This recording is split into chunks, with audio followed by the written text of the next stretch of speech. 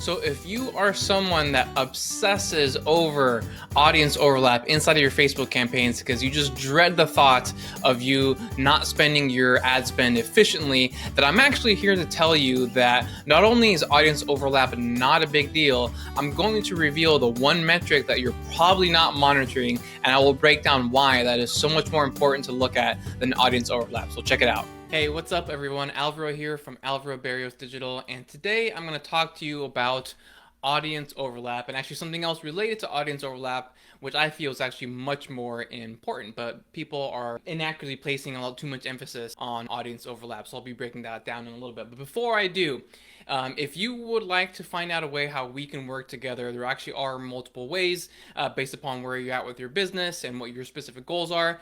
Go ahead and head on over to alvarobarrios.com/FBHelp. You're going to fill out a very brief application just so I can learn a little bit more about your situation, and then from there we can jump on a call and see what is the best way to work together if it makes sense for everyone involved. So go ahead, I'll put that in the comments below and I'll link it up for you. So audience overlap, let me give you a quick break on what audience overlap is if you're not aware of it already. Here's a depiction. Here's my two perfect circles, as you can see right here. What it is that it's two different audiences that you have in two different campaigns, and potentially there being a lot of same people in both of those audiences. So here's a hypothetical example. Let's say you have two separate campaigns, and in one of them you're targeting Tony Robbins, and then in the other you're targeting Brendon Burchard. So Tony Robbins and Brendon Burchard have very similar audiences. As a matter of fact, a lot of people who are fans of Tony are also fans of Brendon. Therefore, if you're running these in two separate campaigns to the same objective or whatever the same funnel is, then yes, in this case there's going to be a lot of audience overlap, maybe even upwards of 50%, 60 to 70, something like that. And that's not good, because when that happens, you're going to be showing the same ads to the same people over and over again, and also you're going to be competing against yourself, which will kind of derail the efficiency of your spend.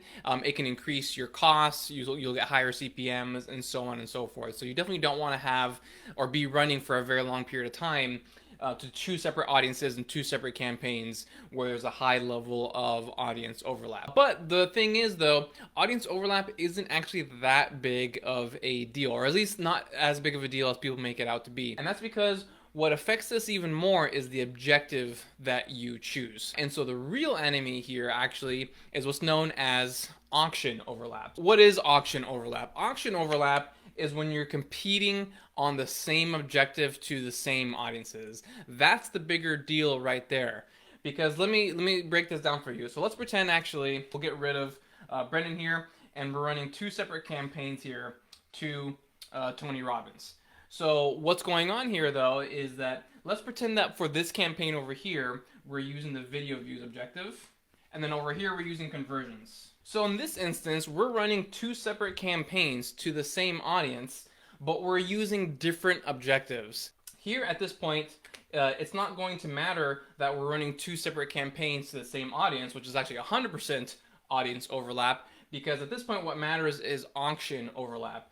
And so the reason auction overlap matters more is because the algorithm, based upon the objective you choose, is going to find the people that exhibit those behaviors. Meaning, if you're running a video views campaign, it's going to go out and find people that watch video on Facebook. Whereas if you're running a conversions campaign, it's going to go out and find people who historically have converted on other campaigns, whether it be like a freebie or a lead magnet or whatever it is. And so there's going to be subsets of people within the same audience based upon the behavior. So even though Tony Robbins' total audience size, I don't know, it's probably like 20 million or something like that, not all 20 million people have the same behaviors on the platform. And so I'm more than happy to run two separate campaigns like this to the same audience using different objectives. I have no problem doing that because there's not going to be a whole lot of auction overlap. Is there going to be a little bit? Yeah, sure, because some people who convert on campaigns might also be people who watch videos, but for the most part, it's going to be two completely different subsets of the audiences.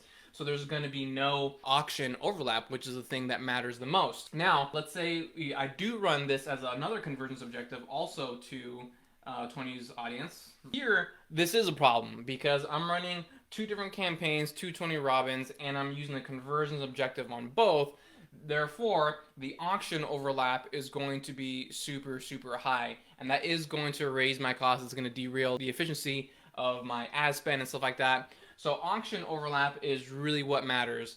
If you're running two different objectives to the same audience, then that's totally fine. You really don't have to worry about it. So whether this one's engagement and this one's conversions, or this one's link clicks and that one's purchases, whatever it is, you can run those campaigns all day long because the auction overlap is going to be low. But if you're running it to the same objective, then it's going to be high. So where do you find auction overlap? So it's actually found at the ad set level, and you need at least 3 days worth of data. You can't do auction overlap or analyze auction overlap on just same day data. So when you're at the ad set level and you're hovering over the name of the ad set, you'll see a couple of additional menu items appear, and one of them is entitled Inspect. So you click on Inspect, and in there, that's where you're going to find your metrics for auction overlap. It's going to be a percentage, right? So it can say 0%, it might say 5%, 20%, 50%, whatever it is. That's where you want to find that number. So you go to your ad set level, you hover over it, you click on Inspect, and then you see the percentage it shows you for auction overlap. And in terms of guidelines, in terms of what's a bad auction overlap, what's a good auction overlap, at the end of the day, I will always say, based upon your results. So even if your auction overlap is very high, if your results are still good, then, keep on running it for as long as the results are good. But in general, just has some guidelines that you can go off of. When the auction overlap gets to be about 5%, that's when I start paying attention. Really, I don't do anything at that point. I just kind of make a note of it and remind myself to monitor that number. Once it gets above 10%, that's when I really notice campaigns to start derail, because you're competing against yourself in the auction, you're bidding against yourself, you're raising your own costs, you're derailing your spend or the efficiency of your spend. And so that's really when I see it kind of fall off a cliff, is above 10%, and that's when you need to take some action. If it's at 1 or 2%, or obviously 0%, then I'm not worried about it at that point. So hopefully you found that valuable, and I was able to introduce you to not only a new metric, but also where to look at, where to find it inside of Ads Manager, so you can use that to optimize your campaigns. And so like I said earlier, if you want to learn more about this kind of stuff, inside the agency, there's a couple different ways we can work together, and we don't overlook any of this, right? We are total Facebook ad nerds. We like to analyze everything, and you look at the right metrics and all that kind of good stuff. So if you would like to find a way for us to work together in one way or another, head on over to alvarobarrios.com/FBHelp. Again, I'll link it in the comments below, and you can go ahead and check it out. And specifically right now, I'm actually enrolling students for my next group of my group coaching program, the Ads Amplifier. Now, inside the Ads Amplifier, basically, I am your coach. I stand in your corner and I tell you exactly what it is that you need to do and when you need to do it. So I eliminate the need for you to think in that program. That way, you don't have to focus so much on whether or not you're doing the right thing or the wrong thing with your Facebook campaigns.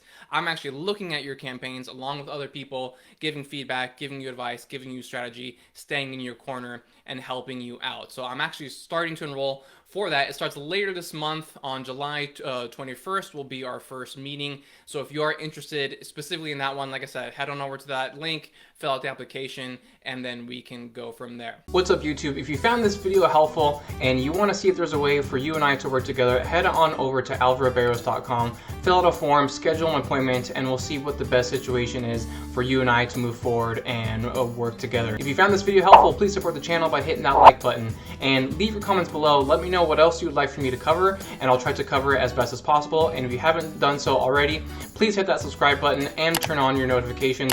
That way you don't miss any new videos when we put them out. That's all I've got for you today. Take care and see you soon.